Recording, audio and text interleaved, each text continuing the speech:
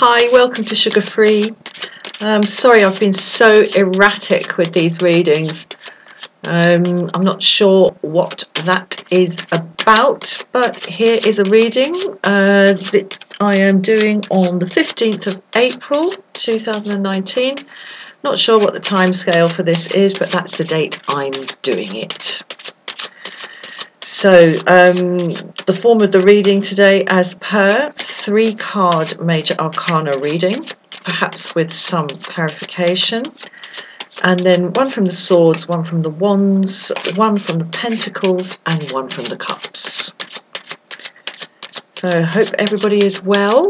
Thank you so much for watching, and let's see what we get.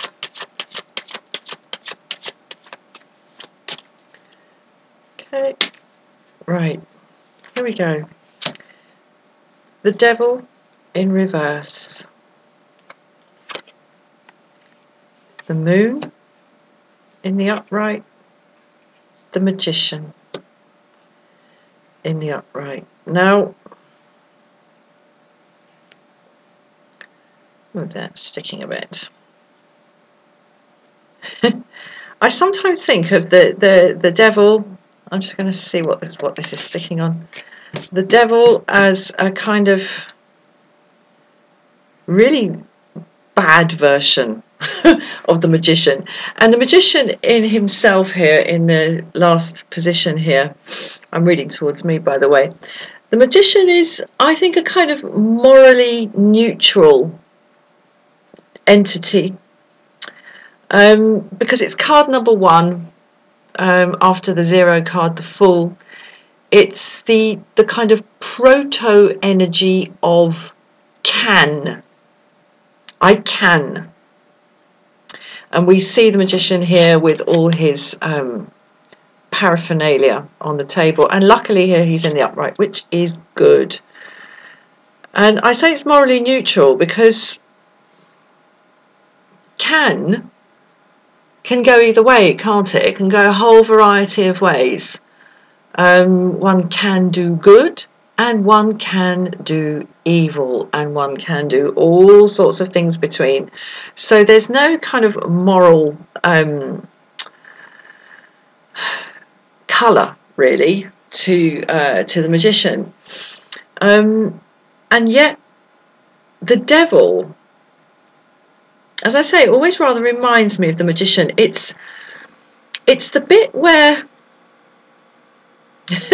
it's a bit where in the magician we have the I can, and in the devil we have the but can I?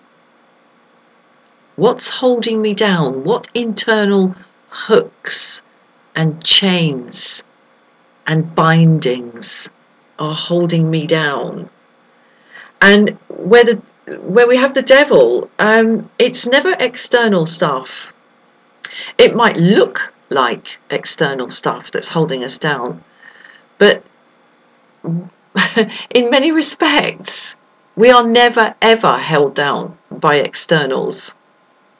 It's internals, because as soon as internally we cease to believe that a chain is binding us down, it ceases to bind us down, and it reveals itself as simply a symbol of something that we were internally invested in order to protect ourselves from the fear of moving forward. That's what the devil card is about, but here it's in the reverse. So there's a feeling of chains falling away, loosening, dissolving, binds and bondage disintegrating, dematerializing, and we shake those chains off, shake those shackles off. And as I've said, it's internal chains and shackles where the devil is concerned, and there's a feeling of freedom and release, which is wonderful. This is actually a fantastic reading, I have to say, because in the middle here, in the position, the second position here, the middle position in this reading, this is something that is obscuring our vision, a veil, or blocking our progress, an obstacle, but certainly something that is stopping us seeing things for what they are. Now, what this is telling me is that some internal misconception, very much rooted in the self and in things that we have kept secret from the self and lies that we have told the self. Those secrets and those lies are making it look like we are shaking off shackles. And the truth is not that we are shaking off shackles. The truth is here. Things as they really are. The Magician. We never, ever, ever had any shackles to shake off in the first place. We are in an incredibly powerful manifestational energy here with the Magician. And we've kind of been wasting our time telling ourselves, and perhaps we were told this, and perhaps this is a wisdom, a supposed wisdom, that we have been taught about ourselves, that we are held down, that we are blocked, that we can't move forward, that we are our own worst enemy here in the Devil. That's what the Devil card is about. It's about being one's own worst enemy. What I'm seeing in this little trio here is rapid transcendence of a false sense of inner bondage and inner imprisonment. Already it's reversed, so it's disintegrating already, and we're seeing that it was kept there. Well, whether we're seeing that or not, I don't know, because the moon is in the upright here. But this sense of being held down and imprisoned in our own weakness is predicated on secrets and lies, represented here in the moon in the upright. The actual fact of the matter. And I'm just looking at him here. He is just so cool. Look at his posture. He's standing there with his hand on his hip. And I mean, I don't know what's in that cup that he's holding up there. But you know, he's in his power. We're in our power. We're in our power.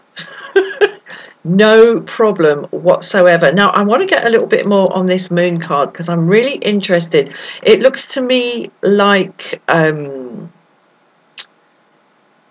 this little nasty little knot here involving the Devil and the moon has been in place for a long time. What I'm going to do is, as I say, get one on here and see if on the moon and see if I can get anything more on this. Look at that. Ooh, the Sun. Next card on. Okay, whatever fake belief system has been in operation through this, it's been extremely powerfully enforced. And I would go so far as to say it's been powerfully enforced in a very, very manipulative way, because it's been made to look like it is for your own good. It's been made to look like it is the source of your happiness and your well-being. Because here we have the Sun in the upright, clarifying the moon in the upright, bang in the middle of the reading, where the veil is, where the false signage is. So this has really been sold to you, this belief system that it's your own weakness. that is the problem.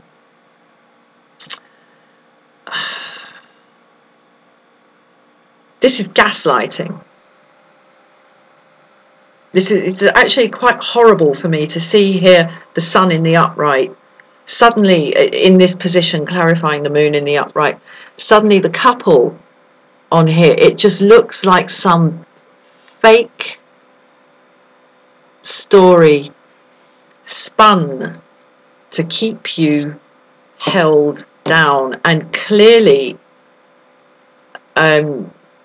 it's starting to fall away.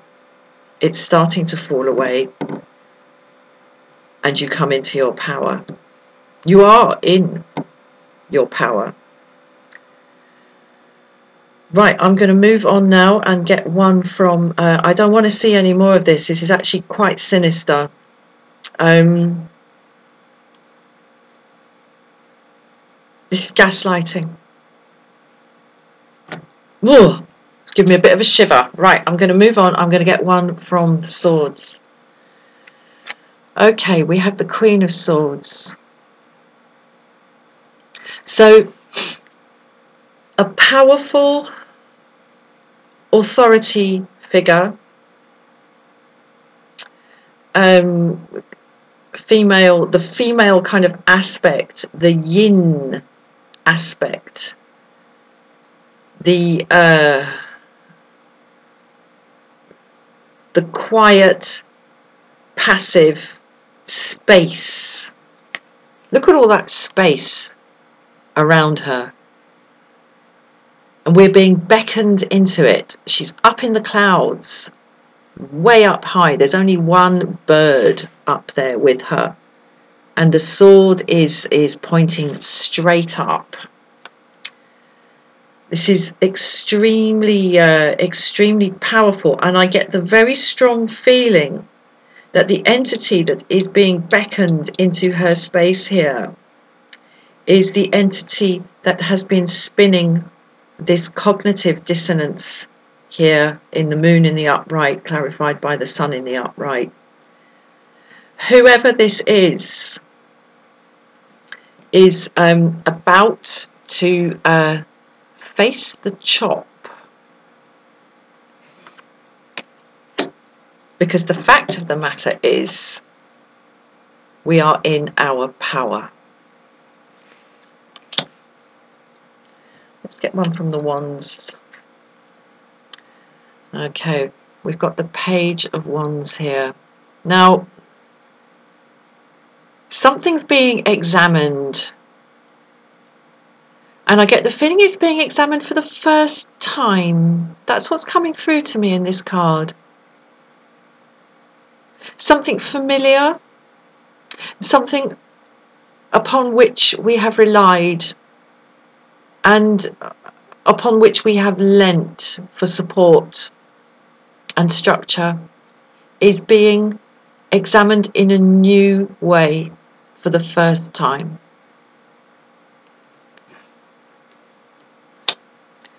And it's going to lead to change. And look at the beautiful kind of parallel motion of these two cards.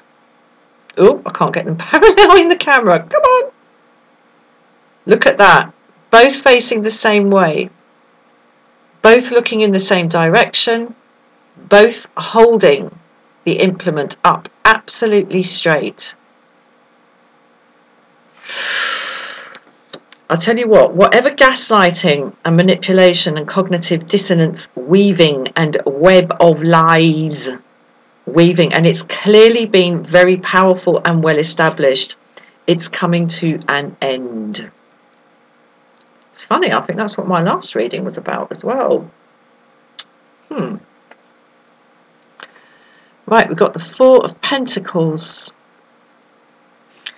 The playing of the cards close to the chest.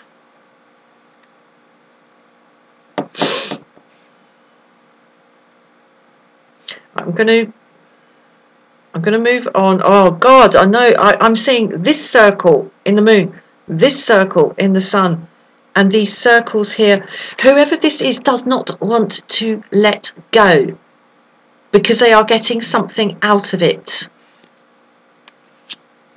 It's going to be really difficult for them to let go. But put those back in the same order. Snicker snack. This lady doesn't suffer fools and doesn't take prisoners. But it's going to be really, really difficult for the weaver of this web to let go. Really, really difficult. Okay, 5 of Cups. Oh, sorry, 4 of Cups. Oh, my God.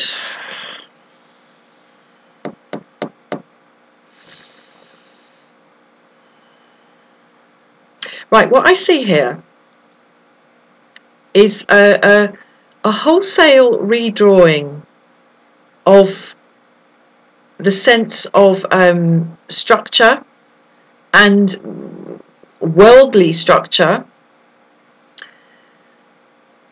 and a real difficulty accepting the new, because I'm seeing the Magician's Cup here, and then I'm seeing it again here being offered. The question here is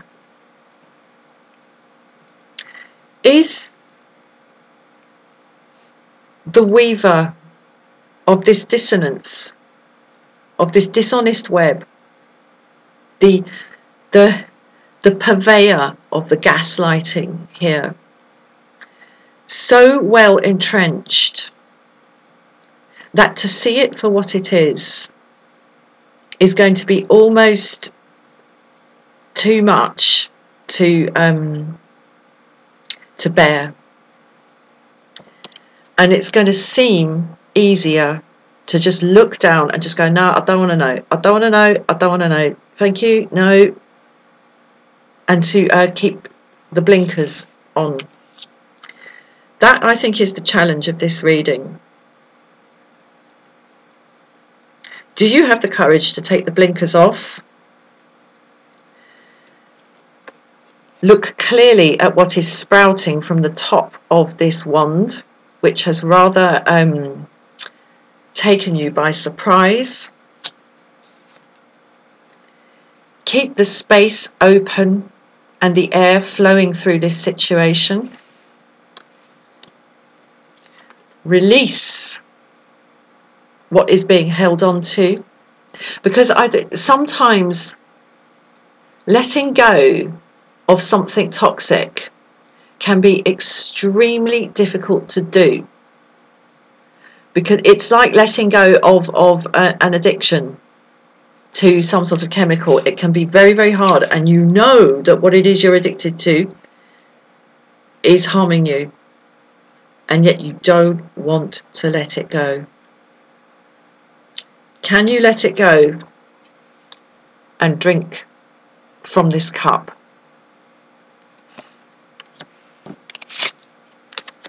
This is what's being offered you here. And this is where we actually are. The Magician in the upright. Pure manifestational energy. And he's raising a glass to that. So I say to you, thank you for watching. Please tune in again. Bottoms up.